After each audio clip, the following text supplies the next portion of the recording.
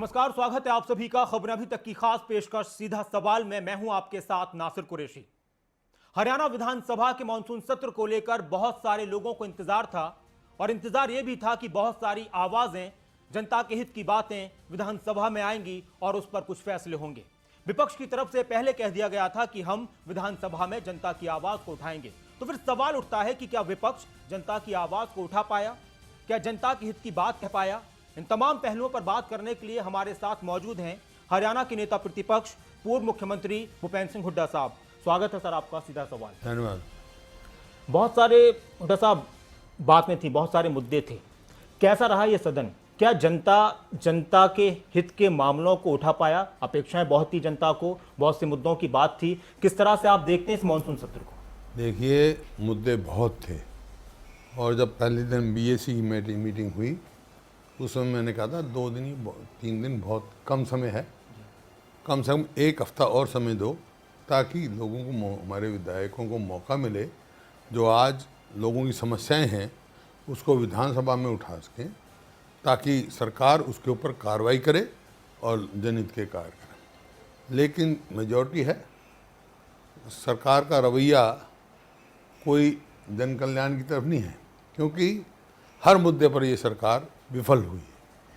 तो इस वास्ते मुद्दे हमने सारे उठाए, बिल लेकर आए उनमें भी उठाए, हमारे साथियों ने उठाए, लोगों को मालूम है हर किस्म के मुद्दे उठे हुआ, लेकिन सरकार की रुचि लोगों के जनहित में हमारे को दिखाई नहीं। जिस दिन आप विधानसभा की तरफ जा रहे थे, पहला दिन था, तो उस दिन काफी प्रदर्शन करते हुए आप लोग जा रहे थे। आपके साथ उस दौरान धक्का मुक्की भी हुई। वो क्या वजह रही थी? और उसमें फिर कार्रवाई की बात भी हुई, सदन में भी ये मुद्दा गूंजा। आप थोड़े भावुक भी हो गए थे कि नेता प्रतिपक्ष के साथ, विधायकों के साथ इस तरह का रवैया। सदन में ये कहा गया कि हम जांच करवाएंगे। देखिए, हम तो पैदल जा रहे थे और वहाँ हमारे को रोका गया। मैंने कहा भी उनको कि भाई विधायकों की पहचान करनी तो मैं खड़ा हो जाता हूँ, मैं जानता हूँ विधायक। लेकिन जो भी हुआ, जब विधानसभा में उठा तो वो प्रिविलेज कमेटी में दिया गया और आज जो हमारे साथियों ने आवाज़ उठाई और ये तय किया गया कि 2 महीने के अंदर अंदर उसकी सारी रिपोर्ट होगी और कार्रवाई होगी। आप भी चाहते हैं कि कार्रवाई हो? किस तरह से वो जो भी हो, ताकि कोई मतलब जो हमारा संवैधानिक अधिकार है विधायक का, उसमें कोई उल्लंघन करता है, उसमें कोई अड़चन करता है तो आगे कोई ऐसा ना हो। सवाल बहुत से हैं हुड्डा साहब। एक सवाल मैं उसी पर आऊंगा कि एक बच्चे को भी प्रदर्शन में शामिल किया गया था और उस पर चंडीगढ़ डीसी से कहा गया है कि आपके विधायकों के नाम, कुलदीप वत्स विधायक, शकुंतला खट्टर और आपका भी नाम, कि इन लोगों के खिलाफ एफआईआर दर्ज की जाए। बच्चे को प्रदर्शन में शामिल किया गया। इस तरह की चीजों को क्या आप किस तरह से देखते हैं? और बीजेपी ये कहती है कि कांग्रेस को बच्चों को प्रदर्शन में शामिल करना पड़ा। नहीं, खैर हमने तो ये कोई पार्टी का प्रोग्राम नहीं था, लेकिन एक बच्चा वो शकुंतला के घर से है, उसका पोता लगता है, वो ले आई साथ अपने। तो कोई उसमें ऐसी कोई बात नहीं। उसको तो कोई बच्चे का प्रदर्शन में थोड़ा, तो बैठा रिक्शा में जा रहा था और यही है, उसमें कोई बात नहीं। इस पर सरकार घेरने की कोशिश थी बीजेपी की तरफ से, बाकायदा इस पर नहीं। वो तो बच्चा तो ये बच्चा तो कहता भाई ये हमारे जो भविष्यों के साथ खेले जा रहा है। जिस प्रकार की ये नौकरियों में धांधलीबाजी हो रही है, पेपर लीकेज है, ये पेपर लीक का मुद्दा बहुत गूंज रहा है, सदन में भी गूंज रहा है और सड़क पर भी गूंज रहा है, लोगों के बीच भी चर्चा की बात है। अब सरकार नकल विरोधी कानून लेकर आ गई है। बिल पर आपने शायद वॉकआउट भी कर दिया था, तो आप खुश नहीं है इस तरह के कानून से? या फिर, और सरकार का ये भी कहना है, शिक्षा मंत्री साहब की बहस भी हुई थी कि हमने तो फिर भी कार्रवाई की है, आपके वक्त में तो बाकायदा सिफारिशों से नौकरी दी जाती थी। इनके वक्त में तो परचून की दुकान तरह बिक रही है नौकरियाँ।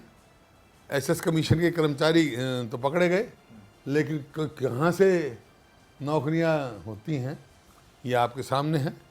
एसएस कमीशन की चेयरमैन था, वो भी, उसके ऊपर भी सवालिया निशान खड़े रहे। और आज आपने देखा हर पेपर लीक होता है, अखबारों में आई है कि एक नौकरी चाहिए तो 4 लाख कंडक्टर की या पता नहीं किसकी नौकरी थी। और इसी वास्ते मैंने इनको कहा भाई तो लखी और करोड़ी है, कोई किसी पर लाखों नौकरी ले लो, किसी को करोड़ा हो तो पेपर खरीद लाओ। तो इतना मतलब बुरा है। हमारे यहाँ कोई ऐसा, मेरे 10 साल में कोई लेकिन पेपर लीक तो आपके वक्त में भी होते थे। नहीं कोई एक आधा कोई हुआ, वो तो पेपर ऐसे नहीं हुआ लीक जैसे ये कह रहे हैं कि समय से पहले हो जाए। वो तो वहाँ के किसी एक सेंटर में हो गया, तो उसके ऊपर हमने कार्रवाई करी। अच्छा डॉक्टर साहब, किस तरह से आप देखते हैं इस तरह की चीज़ों को? हाँ। हमने एक ही बात कही, भाई सवाल ये नकल का वो लेके आए, हमको इसके विरोध में नहीं है, कड़ी से कड़ी सज़ा होनी चाहिए ताकि लोग गए, लेकिन जड़ कहाँ है? सवाल आज बीमारी क्या है? भाई सिर में दर्द हो, गोडों की आप दवाई दे रहे हो, सवाल पेपर लीक की है, उसकी सीबीआई की क्यों नहीं जांच कराते? 2 दर्जन से ज़्यादा पेपर लीक हो लिए, और विधानसभा में शिक्षा मंत्री ने कहा कुल 4 या 5, कितने हो? 5, जबकि उसके ये हमारे मलिक साहब ने कई पेपर बताए। तो उस जड़ तक क्यों नहीं पहुँचते? अगर ये कहते हैं भाई ठीक है, पाक साफ है हम, तो सीबीआई इंक्वायरी कराने में क्या संकोच है? सारे क्रेडिबिलिटी जिसकी है एजेंसी की, उससे क्यों नहीं करा? जबकि इंटर स्टेट मामला बन चुका है, जम्मू तक के आदमी पकड़े गए। जब 2-3 स्टेट इन्वॉल्व हो जाती हैं तो सीबीआई को ही देना चाहिए बनता है। अब इसमें फिर एक सवाल ये आता है हुड्डा साहब कि जनता बहुत उम्मीदों से विपक्ष को देख रही है और जनता चाहती है कि अब सारी चीज़ें खुलकर सामने आएँ। आप भी सरकार में रहे, मुख्यमंत्री रहे हैं, बड़े बड़े लोग इन्वॉल्व होते हैं इस तरह की चीज़ों में, बड़े बड़े नेता अधिकारी, तो इसलिए क्या बचती हैं सरकारें जांचों से? मैं तो जब भी तो कह रहा हूँ सीबीआई की जांच हो, पता लग जाएगा।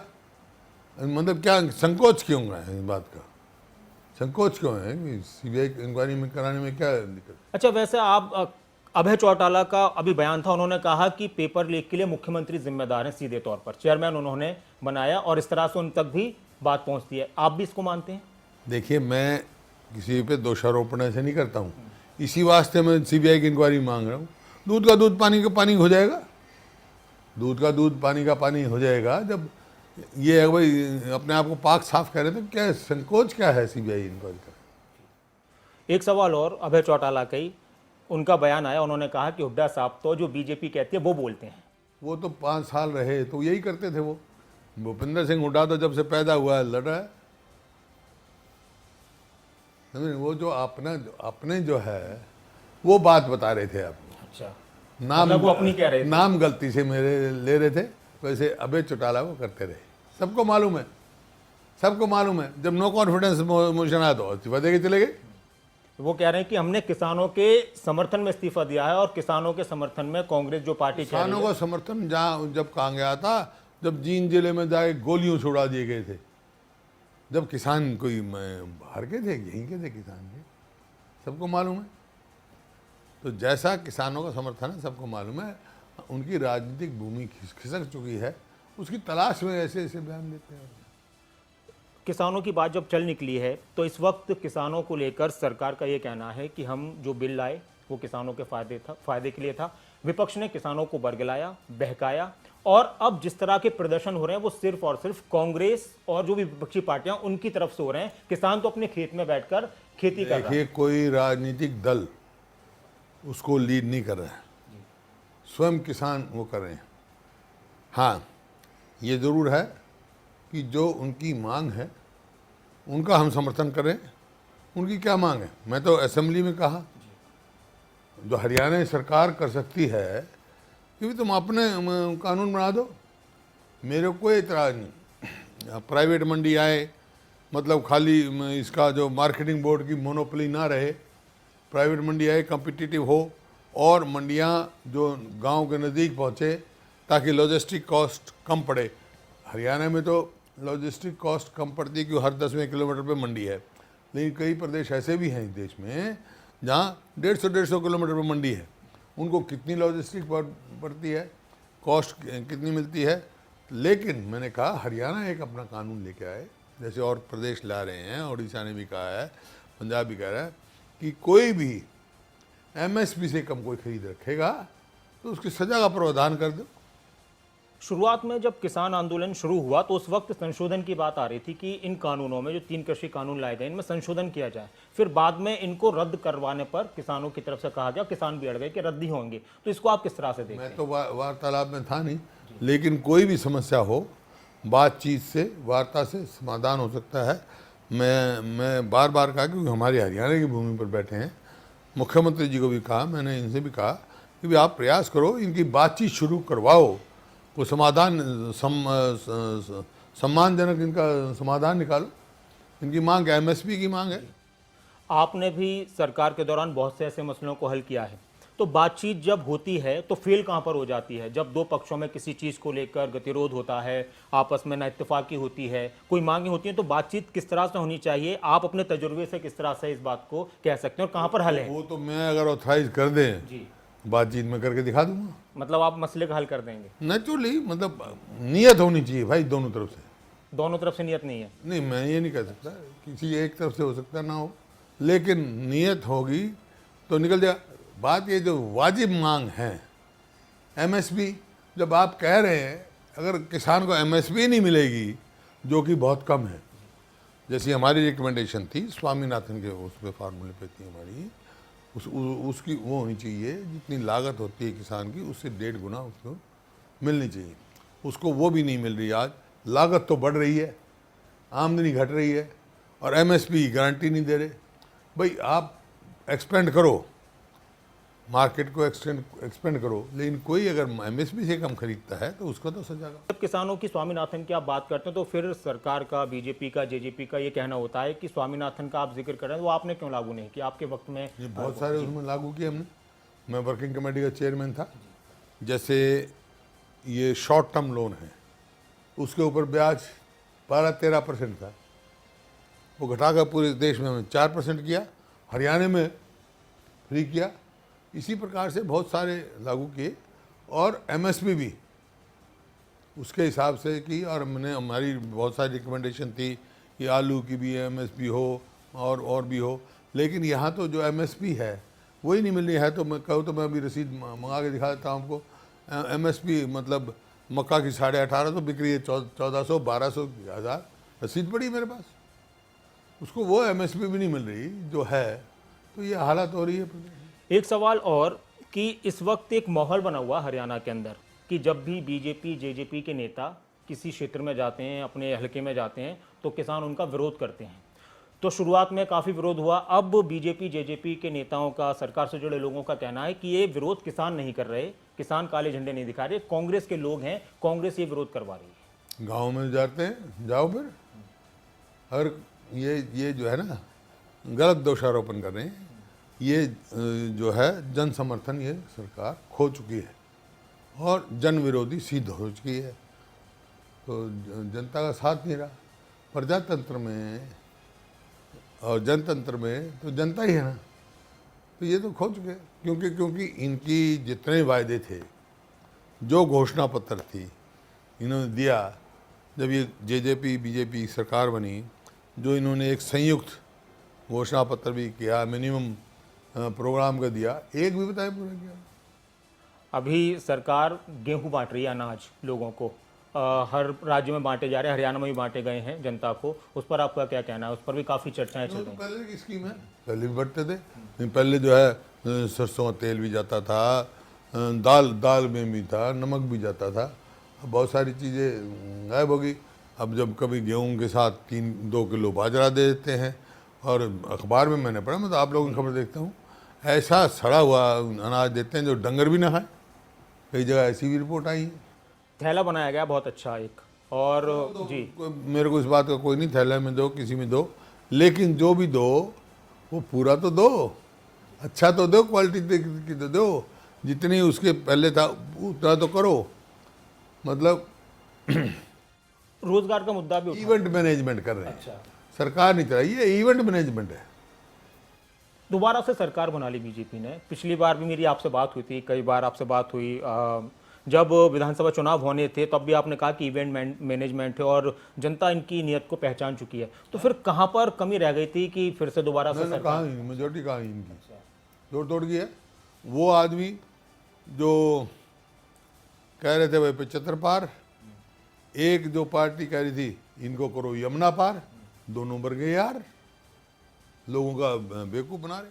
अच्छा, उस टाइम पर ना जेजेपी के नेता दिग्विजय चौटाला और दुष्यंत चौटाला ने कहा कि अगर हुड्डा साहब भी अगर कांग्रेस इस हिसाब से अगर सीटें ले आती है या कोशिश करते तो हम उनके साथ भी बना सकते हैं। इस तरह की बातें भी आई थी। मेरी कोई बात नहीं हुई। दुष्यंत चौटाला का मेन तो वो बीजेपी को क्या क्या उन्होंने कहा, संविधान की कॉपी है, आपको मालूम है। कि कोई मतलब कोई इनका वो तो सैद्धांतिक मेल तो कोई नहीं है, कोई पॉलिसी मिलती नहीं इनकी, ये तो स्वार्थ की वो है गठबंधन। वैसे कैसा चल रहा है गठबंधन की सरकार, कैसी चल रही है? दिल मिलकर चल रहे हैं या किस तरह से आप देखते हैं? आप तो आपने भी चलाई हैं सरकारें काफ़ी, तो आप बहुत नज़दीक से देखते हैं सरकारों को। सही काम कर रही है सरकार? सरकार नाम की कोई चीज़ ही नहीं है, ये तो अपने अपने धंधों में लगे हुए हैं। रोजगार का मुद्दा भी उठ रहा था, आप लोगों ने भी उठाया। रोजगार को लेकर दुष्यंत चौटाला का बयान है, हरियाणा के उप मुख्यमंत्री, उनका कहना है कि ये जो आंकड़े आते हैं रोजगार के कि इतने कम रोजगार हैं हरियाणा में, ये कांग्रेस के लोग हैं, उनके एजेंसियां हैं, उनकी तरफ से आते हैं आंकड़े। उनका ही मैं दिखा दूंगा उनको, 2019 में उनका ही किया हुआ है इसी CMI का ट्वीट खट्टर साहब के खिलाफ, बीजेपी की सरकार के खिलाफ। उस टाइम तो ठीक था ये एजेंसी, आज एजेंसी गलत हो गई। ये सुविधा की राजनीति कर रहे हैं भाई लोग, हमारा तो स्थिरता की है, लोगों के हित की है हमारी। एक रोजगार को लेकर एक चीज़ उनका ये भी आपके ऊपर आरोप है कि कांग्रेस ने प्रदेश में ऐसा माहौल बना दिया कि फिर कंपनियां आने नहीं लगी, अब हम दोबारा से माहौल पैदा कर। कोई भी नहीं आई इनके, हमारे यहाँ तो इतनी इन्वेस्टमेंट आई में, प्रति व्यक्ति निवेश और प्रति व्यक्ति आय में 2014 तक हरियाणा नंबर 1 था। आज कहाँ है? इन्होंने बड़े बड़े इवेंट तो किया, इवेंट मैनेजमेंट है वहाँ गुड़गांव में तो किया, वहाँ पता नहीं कितना बताया, 5 लाख करोड़ की या 6 लाख करोड़ की इन्वेस्टमेंट आई नहीं 5,000 की। ये आपके सामने। बड़ा साहब, एक सवाल ये है कि अब जिस तरह से बहुत से राज्यों में चुनाव आने वाले हैं, तो अब थोड़ा सा मैं आपकी पार्टी और पॉलिटिक्स पर भी थोड़ी सी बात करना चाहूँगा कि जहाँ जहाँ चुनाव नज़दीक आते हैं तो कांग्रेस की गुटबाजी को लेकर काफ़ी बातें होने लगती हैं। अभी हरियाणा में सब कुछ शांति है, सब कुछ ठीक चल रहा है, लेकिन जब चुनाव नज़दीक आते हैं तो फिर गुटबाजी शुरू हो जाती है। पिछली बार हमने विधानसभा चुनाव में देखा, अभी पंजाब में हमने देखा है।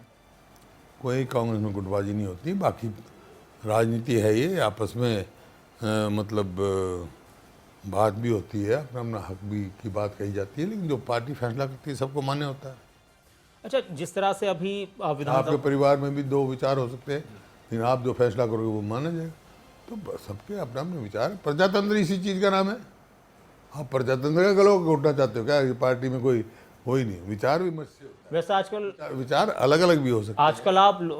आजकल आप लोकतंत्र की और प्रजातंत्र के गला घोटने की बातें बहुत कह रहे हैं। केंद्र में भी कही जा रही हैं, हरियाणा में भी आप लोग कह रहे हैं, तो इसकी वजह क्या है? किस तरह से ये आपके सामने दिख रहे हैं कि जिस प्रकार से विधायकों को रोका जाए, ये प्रजातंत्र गला घोटने की बात है। विधानसभा में बोलने का मौका न दिया जाए और विधानसभा को पूरा समय न चला जाए, ये है। एक बिल और आया था, भूमि अर्जन बिल, उसको लेकर आपकी कुछ आपत्ति? भूमि अर्जन बिल पास हुआ है जमीन को लेकर, तो उसको लेकर आपकी क्या आपत्तियां थी? उस पर वॉकआउट भी करना पड़ा, सदन से वॉकआउट कर दिया था। आप आती थी, जो अमेंडमेंट ला रहे हैं वो किसान विरोधी हैं, गरीब आदमी के विरोधी हैं। क्योंकि किस किस्म के अमेंडमेंट ला रहे हैं वो, एक तो जो एक्विजिशन थी, मान लो वहाँ कंसेंट ज़रूरी थी, 70% आदमी कंसेंट, हाँ जी, जो वो हो, उसमें प्राइवेट पब्लिक उसमें और जोड़ रहे हैं पार्टनरशिप, PPP। इसका मतलब कोई एयरपोर्ट के लिए, रेलवे स्टेशन के लिए ऐसी कोई PPP बनाओगे कि किसान की कंसेंट नहीं लोगे, जो कि एक एक्ट में है। उस ये बहुत सोच समझ के एक्ट में डाला गया था, किसान के हित के लिए डाला गया था और किसी के लिए। इसी प्रकार से ये दूसरा एक और अमेंडमेंट ला रहे हैं जिसमें जो multi crop irrigated multi crop जो लैंड थी, जो मल्टी क्रॉप पैदा करती थी, उसमें एक्वायर नहीं कर सकते थे आप, एक्सेप्ट मतलब बहुत जैसे डिफेंस के लिए, इसके लिए ज़रूरी, उसमें भी PPP ला रहे हैं। वो कलेक्टर को पावर दे दी कि भाई एक आदमी जाए कंसेंट दे हमें ज़मीन है, वहीं अनाउंस करे और बगैर ऑब्जेक्शन के वो मतलब ज़मीन का मालिक हो गया, मतलब लैंड। जबकि ये देखना चाहिए मौके पे ऑब्जेक्शन मांगे जाते हैं, ज़मीन का मालिक तो मैं हूँ, कोई टेनेंट भी होगा उसका भी हक बनता है, किसी का रास्ता जा रहा है उसका भी हक बनता है, किसी का खाल जा रहा है उसका भी हक बनता है, किसी की लड़की ने मतलब क्लेम ना करा हो, एडल्ट ना हुई हो, उसका भी हक बनता है बाप। तो ये बहुत सारे हैं और उसको कलेक्टर को इतनी पावर दे दी भाई, अपना जो था वो कम से कम 48 घंटे का नोटिस दिया जाए उसको नोटिस की जरूरत नहीं, 12 बजे कहेगा हाँ मैं ज़मीन एक्वायर, और 12:15 बजे। अब जमीन की बात पर आप जब कहते हैं तो फिर सरकार के लोग आपके ऊपर आरोप लगा देते हैं कि आपके वक्त में भी काफ़ी ज़मीनों को लेकर। नहीं कोई नहीं, मैं तो कहा बताओ, मेरे यहाँ तो इतना अच्छा लैंड एक्विजिशन, ये मेरे समय की तो है, मेरे से पहले था ये, जो लोगों को लूटा जा रहा था, 1-1 लाख रुपए ज़मीन का कंपनसेशन मिल रहा था। मेरे यहाँ तो कंपनसेशन के पूछो आप जो किया है, और अपने सरकारी काम के लिए किया है, कोई प्राइवेट आदमी के लिए हमने एक्वायर करके ज़मीन नहीं दी।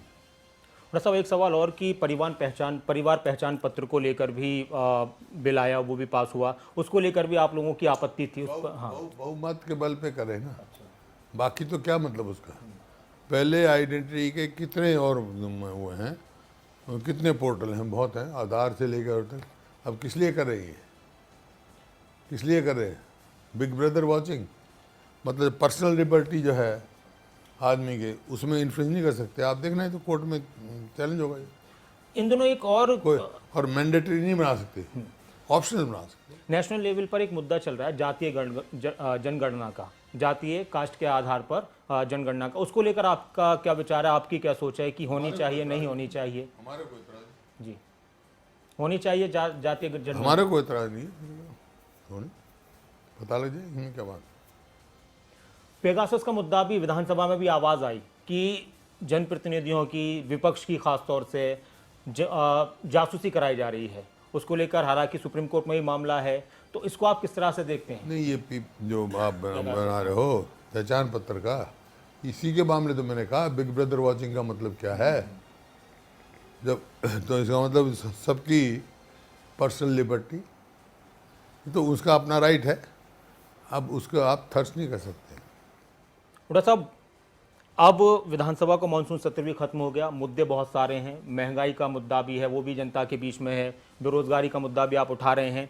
अब आपकी रणनीति क्या होगी, फील्ड में किस तरह से रणनीति होगी कांग्रेस की, जनता के बीच में जाने की किस तरह की कोशिश फील्ड में जाते ही हम, लेकिन कोविड के जो भी है नियमों का पालन करके हम अपना बात लोगों तक ले जाएंगे। लोग परेशान हैं, उनकी आवाज़ उठाएंगे, हमारे सारे साथी उठाएंगे। कोविड की बात से आपने याद दिला दिया, ऑक्सीजन को लेकर बहुत मुद्दा गूंजा था और केंद्र लोकसभा में प्रधानमंत्री ने कहा, सरकार के नुमाइंदों ने कहा कि एक भी मौत ऑक्सीजन की कमी से नहीं, और यही बात हरियाणा विधानसभा में मुख्यमंत्री ने कही कि ऑक्सीजन की कमी से एक भी मौत नहीं हुई है। इस पर आपका क्या कहना है?